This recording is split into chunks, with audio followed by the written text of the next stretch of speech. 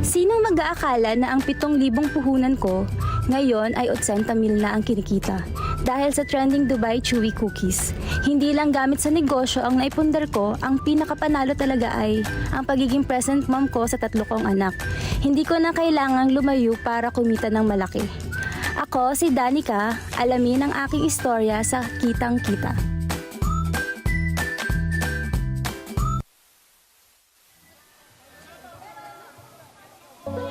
Yan naman! Ito naman, i-welcome naman natin sa LT at sa Net25 si Ma'am Danica King at ang kanyang kapatid.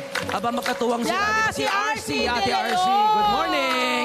Good morning po. Good morning! Kaya bati naman kayo sa mga customer natin. Good morning! Good morning!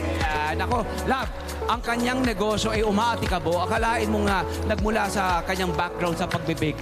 Background nila sa Yes, pagbibake. baking. Oo, aba, medyo... Tapos, mali pala ako, Kumikita. 80,000 a week, hindi siya 80,000 a day. Oo, okay Wini-wish natin. Pero Wini-wish ni ate. 80,000 a week. Mali mo Dami mangyari yun, diba? Kasi trending ng araw ito. Oo, ito lalo na itong pag-uusapan natin. Sino po ang nakaisip na gawin na po itong inyong ano na to? Ano tawag dito? Product. Dubai? Chewy Cookie. Dubai Chewy Pistachio Cookie. Yes, po. Yes. Tignan nyo mga kabarangay, sabi cookie pero hindi siya mukhang Oo, cookie. sa akin kasi para siyang mochi. Mochi, Para oo. siyang mochi. Pero yun daw talaga ang tawag. Kasi ang cookie ito, my friend, diba? Yes. Yung mga ganito yung cookies. Yan yung original. Ayan. Pero yan hindi. Pero yun ang tawag eh. Dun Inspired daw sa mga nilulutong produkto sa Korea, ma'am. Opo, nag-originate talaga siya sa Korea. Oo. Sila yung nagpauso nito eh. Pero, Correct. I think na-inspire sila doon sa Dubai Chocolate. Ito. No, yun yun. Okay. And then, paano nyo inumpisahan? May sarili ba kayong recipe na ginawa? nanonood lang din po ako ng mga vlogs. Okay. Tapos in-improve ko na lang din yung sarili kong style ko. Okay. Tapos ayun po, nagawa ko na siya. Gaano katagal ang ginawa nyong research para masabi nyo na, ayan, pwede na natin itong i-release sa ating mga mamimili? Actually, naka-3 try ako eh. Yung Okay. mga sobrang medyo fail. Tapos hanggang sa na-perfect na po siya. Okay. Parang background din daw, sinabi nga ni Ate RC, ito daw na nakikita natin mga kabarangay ay isang South Korean creation, hindi ito talaga originally sa Dubai. Ang tawag daw dyan ay Dujongku.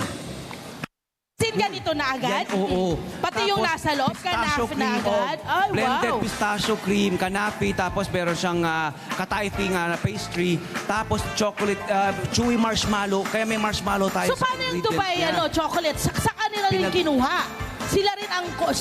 dito rin inspire yung Dubai chocolate. Hindi, ito ay distinctly Korean. Kaya nga, yun nga yung gusto ko sabihin. Oo, yung ingredients daw niya. Nalito-tuloy ako. So, kita mga friend ko. Yung ingredients daw niya, nahahawig doon sa trending na Dubai Ayun. chocolate. Pero hindi yun inspired.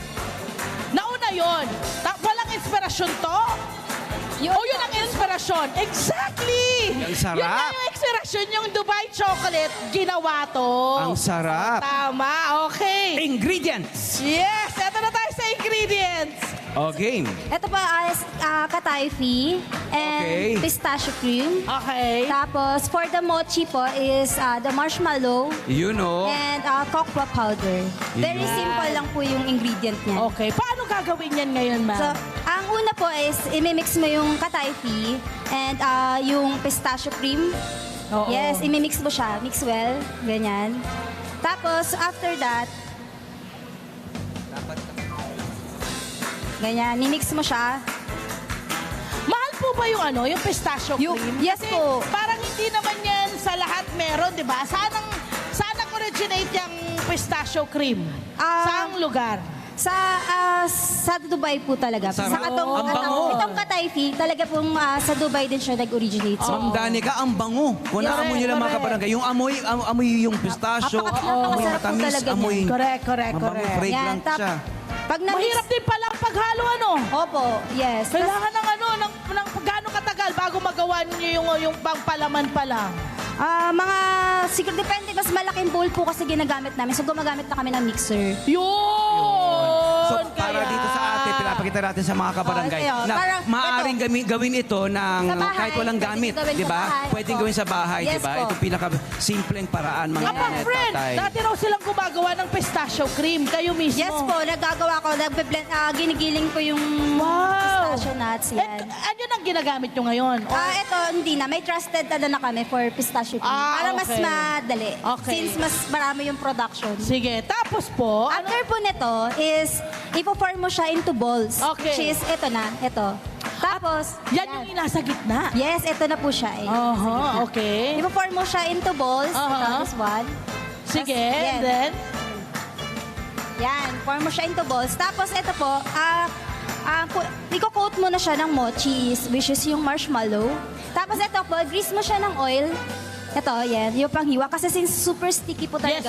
super. Yan, grease mo siya. Tapos hiwain mo siya. Hiwain Okay. mo to. Ito pong ating nakikita ngayon, ayan po, sige lang ma'am, go lang po kayo. Ay mula po yan sa marshmallow na Melted na. Yes, yes, ito po pala siya. Yung marshmallow. Melted na siya. Lalagyan mo siya ng butter. Yan, lagyan mo siya ng butter. And ng cocoa powder.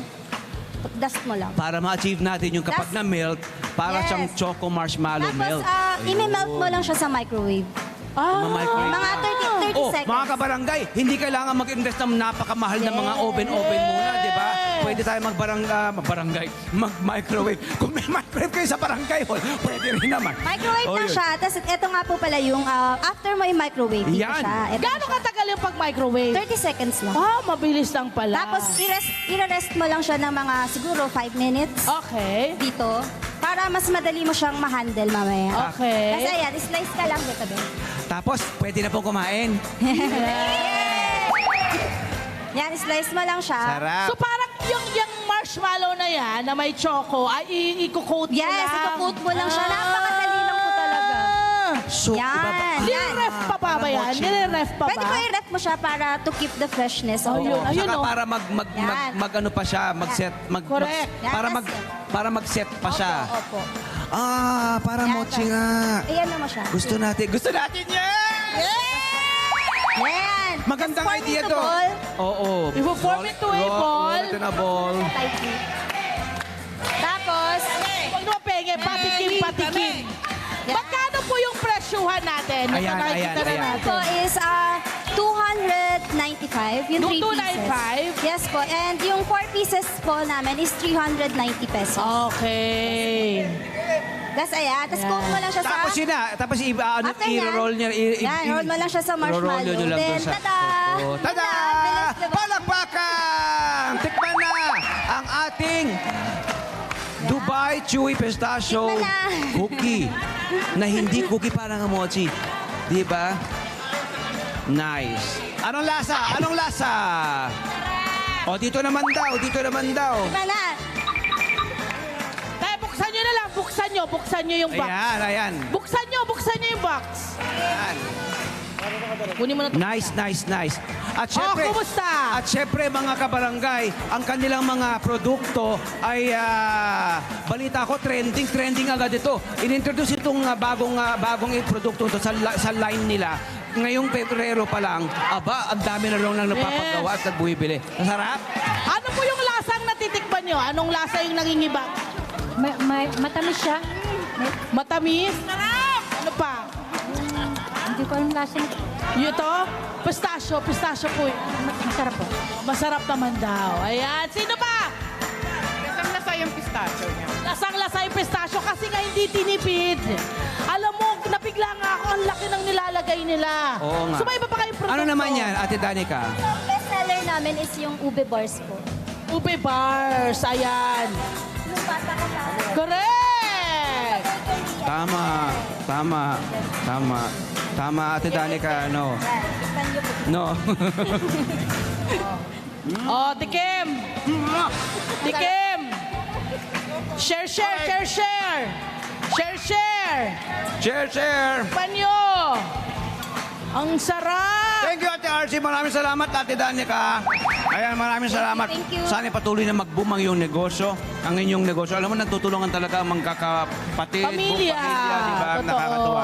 Ano, kung kumusta naman po ang kita ngayon? Ano na yung mga pinapaikot ba o meron na kayong na-invest na bago? Tapos more on pa, yung nag-invest ako ng iba pang gamit, tapos nag-invest ako sa mga ingredients. Kasi Yun. mahal talaga, para kahit mas maraming order, Kung baga bulk ang binili mo para tuloy-tuloy ang Opo. pag-produce mo ng Yes po. produkto mo. Yes po. Tama naman, my friend.